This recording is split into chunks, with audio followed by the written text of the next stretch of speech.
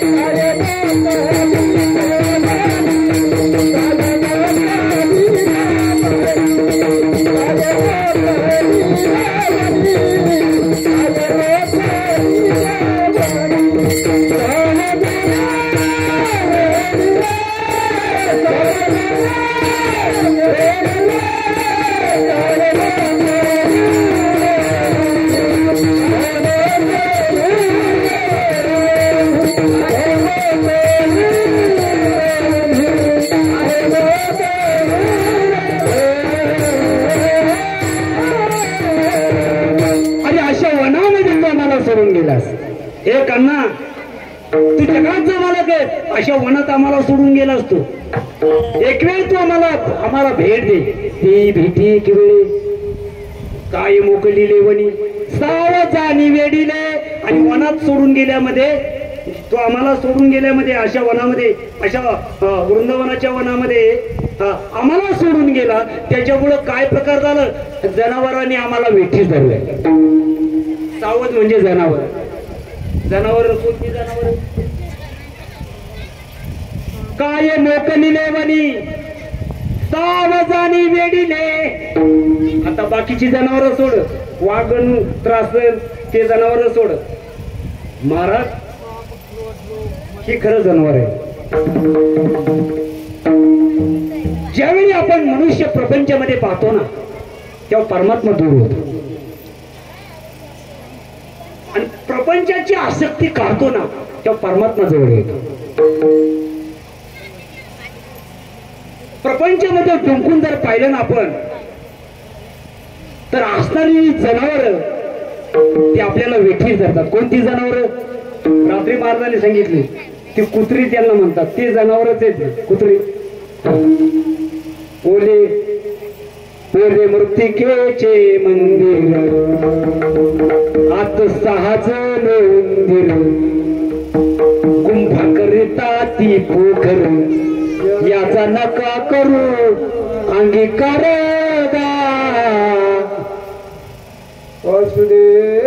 करीतो फेरा अध्यापिका निदसुरा, सावध होई रे गवा, भज भज तुषारंग धरागा, वासुदेव करीतो फेरा. तर प्रपंचामध्ये आपण पाहिलं ना, संसारामध्ये टुकून पाहिलं की सावध जनावर आपला आपोआप वेठीस धरतात. काम, क्रोध, लोभ, मत्सर, दंभ, अहंकार ही वेठीस धरतात. महाराज एकदा की हे गेले ना महाराज, की परमात्मा आपाप काम क्रोध केले गररीले,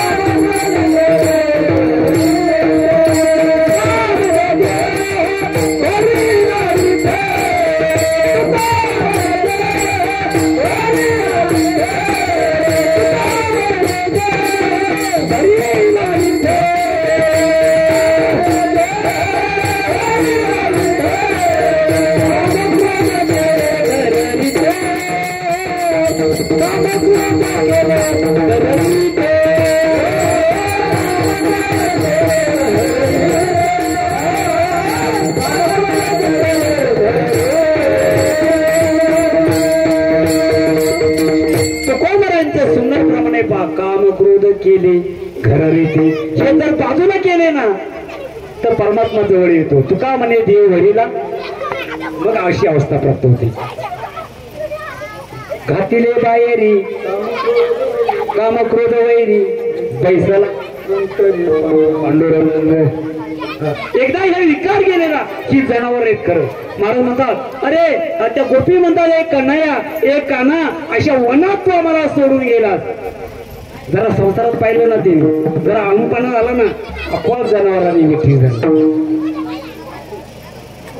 मग ती गोपी म्हणतात एक कान्हा, अरे आमच्या जवळ आता होता आणि एवढ्या वेगानं तो अंग लपवलं, तो अदृश्य झाला. अभंगाच्या तिसरं चल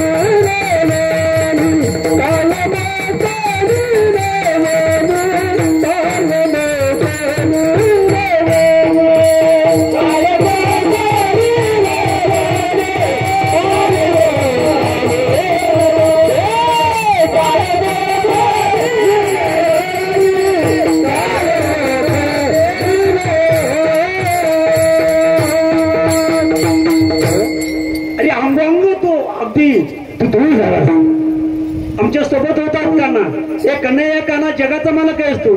अशा वनात सोडून गेला, आमच्या सोबत होता, अंग लोपविले, तो अदृश्य झाला. पण काय केलं त्या गोपीने? जरा मागं पाहिलं. मागं कुठे पाहिलं? संसारात पाहिलं ना. आणि संसारात पाहिल्यामुळे मगाशी मी म्हटलं, जर संसारामध्ये मनुष्यानं पाहिलं ना तर देव दूर होतो. संसार होतो, परमार्थ करावा लागतो. जसं गंगेचं पाणी ढकलावं लागत नाही, वडवं लागत नाही, ते चालत नाही, तसं संस्कार होतो, परमार्थ करावा लागतो. संसारामध्ये आमचं कसं आहे, महाराज म्हणतात आमचं कसं आहे, आम्ही संसारावरती प्रेम करतो आणि परमार्थ करतो. हे गाणं आहे आमचं. अरे संसारावरती प्रेम चटणी खाण्यासारखं करावं. चटणी माहिती आहे तुम्हाला? चटणी जर चटणीच खाली तर तोंडाची आग होईल. जसं संसार चाखायचा फक्त चटणी सारखा, चटणी सारखा संसार चाखावा. खरा प्रेम देवावरती करावा दादा, प्रेम देवावरती करावा. संसाराचा संकल्प करावा. संकल्पावी माया, माया म्हणजे प्रेम. ती माया म्हणजे प्रेम. तिचा संकल्प करा. संसारावरची माया